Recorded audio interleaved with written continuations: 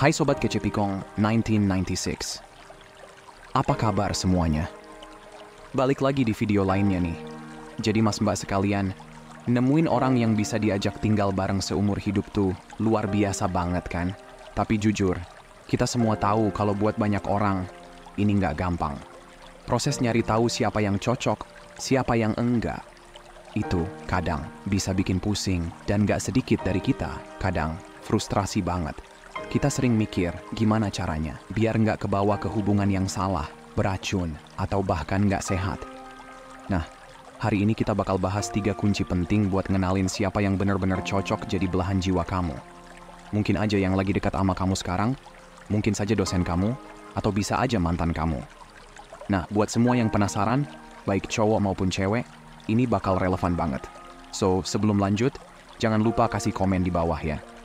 Gue penasaran, menurut kamu apa aja sih tanda-tanda kalau kita udah ketemu belahan jiwa atau jodoh yang pas? Oke, sekarang kita fokus ke topik hari ini. 3 kunci buat ngenalin belahan jiwa kamu. Pertama-tama, yuk kita bahas dulu konsep belahan jiwa itu sendiri. Gue pengen jelasin dulu kalau gue pribadi nggak percaya kalau belahan jiwa itu otomatis akan kamu temuin gitu aja tanpa usaha. Banyak orang bilang, kalau emang jodoh ya pasti kejadian. Nah, gue kurang setuju tuh sama yang kayak gitu. Karena kenyataannya, kita semua punya kehendak bebas buat milih. Dan pilihan-pilihan itu bisa aja ngebawa kita ke jalan yang salah. Bisa bikin kita nyasar dari hubungan yang tepat, bahkan dari tujuan hidup kita yang sebenarnya. Jadi gini, kita tuh perlu banget ambil tanggung jawab atas hidup kita sendiri. Harus siap, ngerti langkah apa aja yang harus kita ambil, biar bisa sampai ke tujuan yang memang pemilik semesta sediakan buat kita, termasuk soal jodoh. Nah, ngomong-ngomong soal jodoh, ini pandangan gua ya. Kalau gua pribadi, jodoh itu adalah orang yang pemilik semesta tahu bakal jadi yang terbaik buat kita. Di hidup ini, kita pasti ketemu banyak orang. Ada yang kita suka, ada yang chemistry-nya klik banget, bahkan ada yang sampai kita cinta setengah mati. Tapi, nggak semua dari mereka benar-benar cocok. Mungkin di atas kertas kelihatannya ideal, tapi kalau secara spiritual nggak nyambung, ya tetap aja nggak jadi jodoh. Dan ini nih poin pentingnya. Soal jodoh tuh kita ngomongin hal yang lebih dari sekadar cocok-cocokan biasa, tapi udah masuk ke level spiritual. Maksudnya, jodoh tuh bukan cuma soal yang kelihatan di permukaan aja, tapi lebih ke hal yang lebih dalam. Itu adalah rasa saling melengkapi, kayak kita jadi partner yang pas buat mencapai tujuan hidup yang lebih besar. Pemilik semesta tuh tahu siapa yang terbaik buat kita, siapa yang bakal bikin kita jadi lebih kuat, dan siapa yang malah bisa bikin kita salah arah. Nah, disinilah jodoh berperan penting. Sekarang, langsung aja kita bahas gimana sih caranya biar kita bisa ngenalin siapa yang sebenarnya pas jadi belahan jiwa kita. Oke, kunci nomor 1 buat tahu kalau seseorang itu belahan jiwa kita. Kita bisa jadi diri sendiri di depan mereka, dan mereka tetap cinta kita apa adanya. Sekarang, kenyataan pahitnya, banyak orang yang kencan atau pacaran tuh sebenarnya bukan jadi diri mereka yang asli. Banyak yang bawa versi perwakilan mereka. Jadi, kayak pakai topeng. Mereka merasa nyaman sama versi palsu itu dan ngeklaim kalau mereka cinta, punya hubungan, tapi siapa yang sebenarnya mereka cintai? Apa mereka cinta sama kita yang asli atau cuma sama kepalsuan yang kita tampilkan? Masalahnya, ketika sisi asli kita muncul, bisa aja orang itu nggak suka sama apa yang dia lihat. Dan ini penting, karena kalau dia nggak bisa terima kita yang asli, ya jelas dia bukan belahan jiwa kita. Orang yang beneran cocok bakal cinta kita apa adanya, tanpa perlu topeng. Tapi ini butuh usaha dari kita juga. Dari awal kita harus berani jadi diri sendiri. Nggak perlu nunggu sampai ketemu orang yang kelihatan aman. Tunjukin diri asli kita sejak hari pertama. Dan lihat siapa yang bisa nerima itu dengan lapang hati. Nah, dengan cara itu, kita juga lebih gampang buat tahu siapa yang emang benar-benar untuk kita dan siapa yang enggak. Jadi mulai dari sekarang, yuk jadi diri sendiri. Lepasin ketakutan atau hambatan yang bikin kita jadi orang lain. Kalau masih ada rasa takut buat nunjukin jati diri, itu PR kita buat ditaklukkan. Hadapi masalah-masalah itu, sembuhkan, biar kita bisa jadi diri yang sesungguhnya. Ini penting bukan cuma buat ketemu jodoh, tapi buat jalanin hidup yang lebih berkualitas. Kebenaran tentang diri kita itu yang bakal bikin kita merasa merdeka. Kalau kita hidup pakai topeng, ya berarti kita belum bebas, kita masih terjebak. Dan gue di sini buat bantu. At least ngasih dorongan biar bisa lepas dari belenggu itu. Balik ke soal identifikasi belahan jiwa. Intinya, kalau kita bisa jadi diri sendiri sama dia, dan dia cinta sama kita yang asli, berarti itu tanda kuat kalau dia orangnya. Tapi kalau kita ngerasa nggak bisa jadi diri sendiri, coba cek dulu. Ini karena ada ketakutan dari kita, atau karena dia nggak terima sisi asli kita? Kalau memang dari dia yang nggak bisa terima, ya udah, berarti dia bukan orangnya. Tapi kalau masalahnya ada di kita yang masih takut buat jadi diri sendiri, ya itu tandanya kita perlu kerja lebih buat ngatasi rasa takut itu. So, simpelnya, belahan jiwa kita itu orang yang bikin kita nyaman buat jadi diri sendiri, dan mereka cinta kita apa adanya. Clear ya? Oke, lanjut. Kalau gitu, kunci nomor 2 buat tahu dia belahan jiwa kamu. Ada rasa damai dan aman yang beda banget kalau bareng sama dia. Ini kita bakal bagi jadi 2 ya. Buat para pria, kamu bakal ngerasain kedamaian saat ada di sampingnya. Buat para wanita, kamu bakal ngerasa aman dan terlindungi sama dia. Kita mulai dari para pria dulu ya. Banyak pria-pria yang bilang kalau mereka yakin banget udah ketemu sama wanita yang benar-benar cocok, atau bahkan belahan jiwa mereka.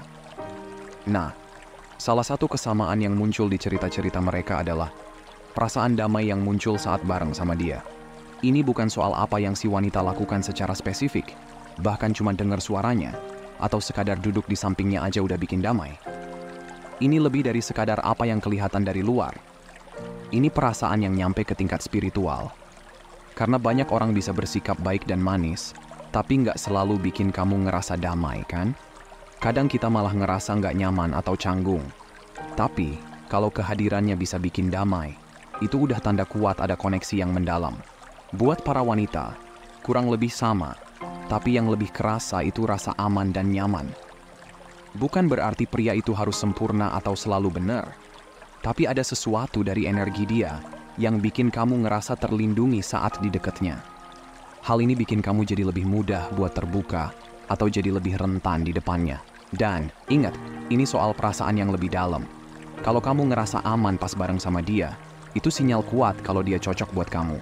Tapi di sini ada satu kesalahan yang sering banget kejadian. Misalnya nih, sebagai wanita, kamu ketemu pria yang bikin kamu ngerasa aman, nyaman, dan jadi diri sendiri. Tapi begitu pertemuan selesai, kamu mulai mikir, apa bener ya ini nyata? Bisa nggak sih aku percaya sama perasaan ini?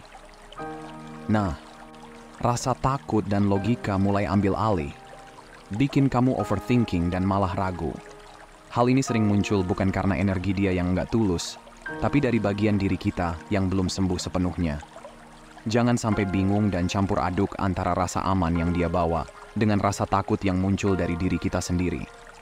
Jadi, kalau ada perasaan bingung atau takut, itu seringkali datang dari ketakutan pribadi kita, bukan dari hubungan itu sendiri. Sama juga buat para pria.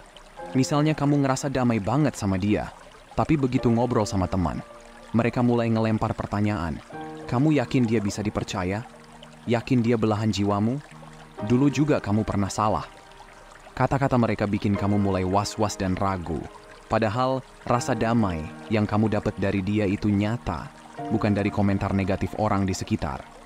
Nah, penting banget untuk fokus sama perasaan yang ada ketika kita sama orang itu. Bukan kebisingan di luar atau omongan orang lain yang sering kali bikin kita ragu. Jadi, selalu balik ke diri sendiri dan tanyakan, gimana perasaan kita pas di dekat orang ini?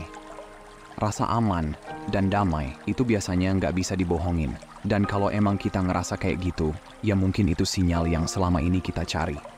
Nah, lanjut. Oke, sekarang kita ke kunci nomor 3.